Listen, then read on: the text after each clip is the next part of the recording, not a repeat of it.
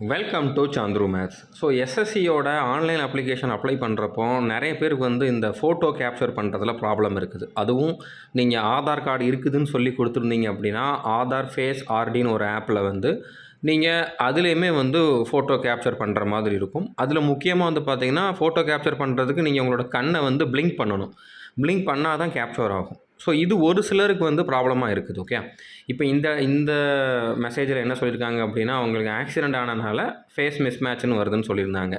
So இதே மாதிரி ஒரு சில பிடபிள்யூ கேண்டிடேட்டுக்கு இப்போ பிளைண்டாக இருக்கிறாங்க அப்படின்னா அவங்கள பிளிங்க் பண்ணணும் அப்படின்னு சொல்கிறப்போ அது கரெக்டாக வராது. அவங்களால ஒரு சிலரால் அந்த இடத்துல பண்ண முடியாமல் இருக்கும்.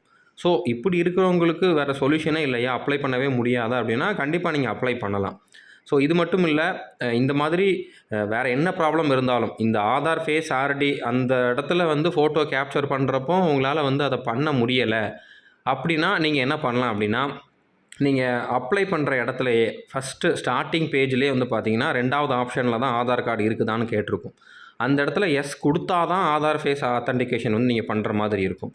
அங்கே நீங்கள் நோ கொடுத்துருங்க. நோ கொடுத்துட்டீங்க அப்படின்னா, அதாவது 2வது ஆப்ஷனில் ஆதார் கார்டு இருக்குதா அப்படிங்கக்கூடிய இடத்துல நீங்கள் நோன்னு கொடுத்துட்டீங்க அப்படின்னா, நோ கொடுத்தா அதில் இன்னும் நிறையா டாக்குமெண்ட்ஸ் கேட்கும். ஸோ அந்த டாக்குமெண்ட்ஸ் எல்லாம் நீங்கள் அப்லோட் பண்ணணும். 10th மார்க் ஷீட் அந்த மாதிரி வேறு ஒரு சில டாக்குமெண்ட்ஸ் கேட்கும், வேறு ஒரு சில ஐடி ப்ரூஃப் கேட்கும்.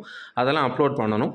நீங்கள் என்னென்ன டாக்குமெண்ட்ஸ்லாம் அப்லோட் பண்ணுறீங்களோ அந்த எல்லா டாக்குமெண்ட்டையும் நீங்கள் எக்ஸாமுக்கு போகிறப்போ கொண்டு போகணும். ஸோ இவ்வளோ தான். இதை மட்டும் நீங்கள் பண்ணாலே போதும், உங்களால் அப்ளை பண்ண முடியும்.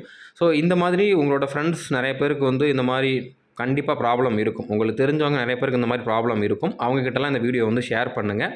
கண்டிப்பாக இந்த வீடியோ உங்களுக்கு யூஸ்ஃபுல்லாக வந்திருக்கும்னு நம்புகிறேன். All the best. தேங்க்யூ.